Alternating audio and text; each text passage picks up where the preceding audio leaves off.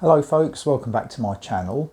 About 3 weeks ago I was approached by Svbony, or Svbony, depending on how you want to pronounce it, who were asking me if I'd like to do a little review of their entry-level electronic eyepiece stroke planetary camera. And my channel, if you've seen any of the videos, I'm kind of mad keen on people dipping their toe into astrophotography using the equipment that they've got with minimum additional expense. So the opportunity to have a little go at this entry-level camera was one I grabbed with both hands. My name's John and I make videos on camping, astronomy and walking. If you like what you see in this video, then please check my channel out, as there may be others that interest you there. But in the meantime, let's crack on with today's video. Svbony are based in China and they make wallet-friendly equipment for astronomers and astrophotographers, including refractor telescopes, filters, cameras and eyepieces and accessories. And the bit of kit they sent me was the SV105 electronic eyepiece stroke planetary camera. Unboxing is an uncomplicated affair. You get a fairly plain cardboard box with the company name and camera model number on it, and on opening the first thing you see is an instruction sheet, a quick start guide. There's a cleaning cloth, a USB 2 cable to connect the camera to the computer, and the camera itself, which just has one connection on it for connecting up to the computer.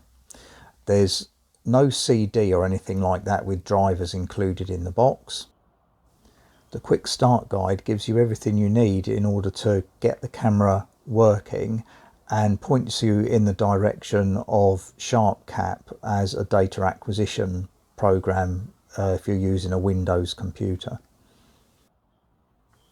The camera is powered via the USB connecting the computer and has a metal housing, so feels surprisingly robust.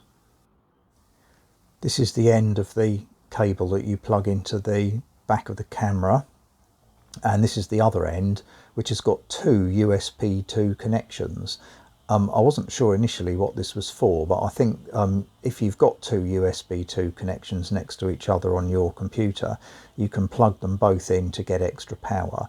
I haven't, so I was planning on just plugging one of them in. The camera's a 2 megapixel camera. It's got a 1¼ inch nose, which means that it can fit in any eyepiece holder star diagonal. The sensor in the camera is a 1/3 inch CMOS sensor, and the camera is capable of giving full HD output. The first thing I did was to download SharpCap, which is free, and plug the camera into my computer, and the camera is plug and play, so the computer immediately recognizes it. Having got the camera plugged into the computer, you then click on camera along the top of the SharpCap screen and select SV105 from the drop down list. You'll now see a camera control area appear on the right hand side of the screen, and if you now take the cap off the camera and wave it about a bit, pointing at a window, you'll see light and dark appearing on the screen. This is telling you that the camera is sensing the light and is working. And that right hand side of the screen contains things like exposure time and gain that enable you to adjust the settings on the camera to get the best image you can. So that was the unboxing and initial setup of the camera done, and I was quite relieved to find that it was dead straightforward. I'm a bit of a technical numpty and don't like anything too complicated. SharpCap downloaded straight away, the camera was found straight away by my computer, and when I plugged the two in and waved the camera around, the camera could sense the light, so that was great. So I was now mad keen to get out and test it on the moon. And unfortunately, as is common with anybody getting any new astro gear, it was then cloudy for the next 3 weeks, or the moon wasn't around. And eventually the moon came back, but I was struggling to get a clear night to test the camera out. Eventually curiosity got the better of me, and I could see that the moon was up even though it was an hour before sunset, and it was being obscured on and off by clouds. But I thought this was at least a chance to test out the camera's ability to operate as a electronic eyepiece, rather than attempt to take video or proper video of the moon and convert that into a photograph, as that wouldn't have been possible. So I figured it'd be worth having a go anyway, and finding out where the focus point was and all that sort of thing on the telescope that I was intending to use. So yeah, off I popped outside to see what I could get. The kit I used was a Celestron Nexstar SLT Altaz mount that was going to track the moon, and an Altair Astro Starwave 70 ED refractor. So initially I pointed the telescope at some distant trees using a normal visual eyepiece and used that to get an approximate focus point. I then put the 105 camera in the place of the eyepiece and fine-tuned the focus there until I could see the trees coming up on the computer screen. Theoretically, you shouldn't be putting the camera straight into the star diagonal, because the star diagonal has glass elements in it which slightly reduce the quality of the image. However, if you don't use a star diagonal, you'd have to use an extension piece to get focus, which I didn't have. So for the purposes of this exercise, I thought I'd do what most people would do and just stick the SV105 straight in the eyepiece.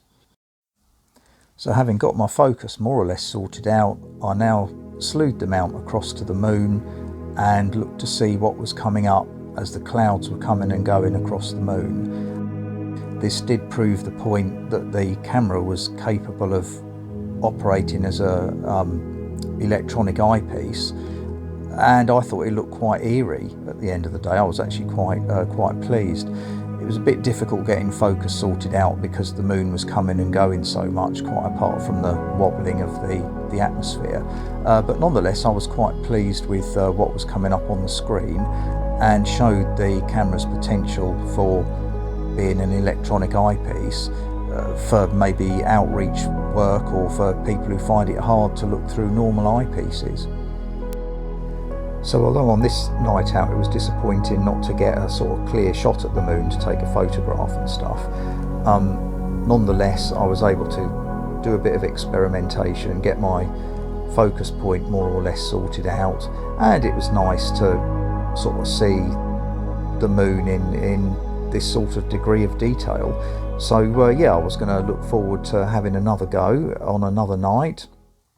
And just as I'd packed away, of course the clouds cleared up, but by this time it was too late, as the moon was disappearing below the roof line of an adjacent house. A couple of days later it looked like it was going to be clear for an hour or so, so I quickly set up using the practice session that I'd had from a couple of days beforehand and putting that to good use. The moon was quite low, but nonetheless that was going to be good enough for me, and I hope for the best. I was immediately greeted by this lovely image of the video feed on my computer. So this is a live feed coming off the camera, and I took two recordings from this, one of 2000 frames and one of 1000 frames, which I was going to use to convert into an individual image later on. And I also messed about a little bit with the gain to vary the brightness of the image just to see what happened. You can also hopefully see here how using the camera as an electronic eyepiece is a great way of enabling you to share your viewing with others, like your friends and family in the garden. I then decided to try and get a more close-up view of some of the lunar features by using a 2x Barlow lens and putting that in the imaging train, and well, basically just to see what would happen, what the camera would make of that. I needed to tweak the focus slightly to take account of having put a Barlow lens in the system, but this was the video feed that was coming out of the camera straight away. The image is quite wobbly because I'm shooting through a lot of atmosphere to get this, but you can clearly see some nice features on the surface there. you can see a mountain range to the left-hand side of the Sea of Serenity, which is a sort of grey blob right in the middle of the picture. So I had a play about sort of zooming in and out on the image and stuff just to see what the quality would be. And yeah, it was quite good. I was quite surprised at the level of detail that you were still able to see as you blew the image up. So as before, I took a recording of a couple of minutes, I think, extract from the live feed footage that you can see, with a view to converting that into a still photo later. And then the clouds came in. Okay, I've now got a couple of segments of video that are made up typically of, say, a couple of thousand exposures, and each exposure is a very short exposure length in the realms of tenths or hundredths of a second. And what I want to do now is to take those little strips of video and turn them into a still photograph. Now, the reason that it's difficult just to take a photograph of the moon is that, as you saw from the videos, you're shooting through quite a lot of atmosphere, and that's a little bit like dropping a coin to the bottom of the swimming pool and looking at that coin. The whole image sort of shimmers away because of the water that's above it, and our atmosphere is a fluid like water, and it creates a similar effect, so you end up with this shimmering image. But if you look through the eyepiece at the moon or a planet, you'll see that every now and again you get a crystal clear image and then it's gone. And the object of taking the video is, of the, say, 2,000 frames or so, there will be a number of crystal clear frames within them. And the idea is that you put the video into a piece of software which analyses every individual frame and selects the best images out of that video, maybe the best 10% or best 20%, and stacks them together to create a much better photograph than you see from looking at the video, essentially. And this is what I want to do next. The software that's used to do this is typically free, and one of the most common ones is called Registax, and the one that I use is called Autostakkert. Both are fairly similar. I just find Autostakkert a slightly simpler program to use. So that's what I'm going to do now. If anybody wants an easy to use tutorial on Autostakkert, there's a guy called Dylan O'Donnell, he's an Australian chap, has done an absolutely fantastic video on how to process the moon and get a picture of the moon out of this free program. And I'll put the link for that in the description, and it's a step-by-step, very easy to follow process. But now I'm just going to show you the photographs. So here's the first image taken with the camera pointing straight into the star diagonal of the telescope, and I was very pleased with this. I can see quite a lot of detail in there, and the image is nice and crisp. So yeah, all in all, I thought this was really nice. I then cropped that image in to get a couple of other pictures just to see how the main image stood up to cropping, and as you can hopefully see here, there is actually quite a lot of detail visible.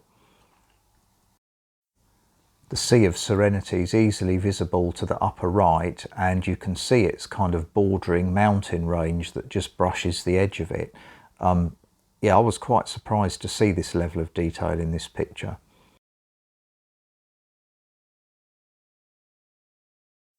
I then turned my attention to the footage shot through the 2x Barlow lens, and again you can see the Sea of Serenity to the sort of centre right, and the mountain range brushing the left hand side of it. And hopefully you can see here that the camera's picked up an incredible amount of detail, and you get more detail out by using the Barlow lens than you do by cropping into the larger picture. So overall I was really chuffed with the results that I got. So what did I make of the Svbony SV105 camera? Well, I think for the money, it's a stunning little camera. It fulfills two functions. One is an electronic eyepiece and the other is a planetary camera. So first of all, looking at it as a planetary camera, as I've said, I was quite astonished at the images that I got of the moon. I want to try it out on Jupiter next, which is approaching opposition at the moment, I think, but it's really low on my horizon, so I need to get away from home, somewhere where I've got a really low southern horizon.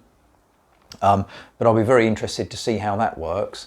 In order to do that, I'll need to fit the camera to a longer focal length scope, which I've got. Otherwise the image will simply be too small. But yeah, as an entry-level planetary camera, you really can't go wrong. At the time of filming, this camera's under £40. I think it's £35 something in the UK. And this compares with other planetary cameras that I've got that are, I think I've got one that's 3 times the cost of this and one that's 6 or 7 times the cost of this. So what do I think Svbony have had to cut out in order to get this camera to a particular price point? Well, the first thing you notice is that the maximum exposure time that you can get is ½ a second or 500 milliseconds. This means that the camera is specifically limited to planetary use. You couldn't, or I couldn't anyway, with a small telescope pick a star out using the camera. There simply wasn't enough light getting in the exposure time. This means that you wouldn't be able to use it for any kind of deep sky objects at all, even the very bright ones, and you wouldn't be able really to use it as a guide camera either. But being fair, that's not what this is intended to be. It's intended to be an entry-level planetary camera. And if you're a visual astronomer and you're thinking about dipping your toe into the world of astrophotography, then this is a really good place to start, because you learn about the new techniques that you need to know about without spending an awful lot of money. So it enables you to mess about with software. The SharpCap software that's used with this camera is used actually with a load of other cameras as well. So once you've learnt it on this camera, if you then want to go and spend £500 on a much more sophisticated camera, you've actually already learnt the basics for, at the moment, £35.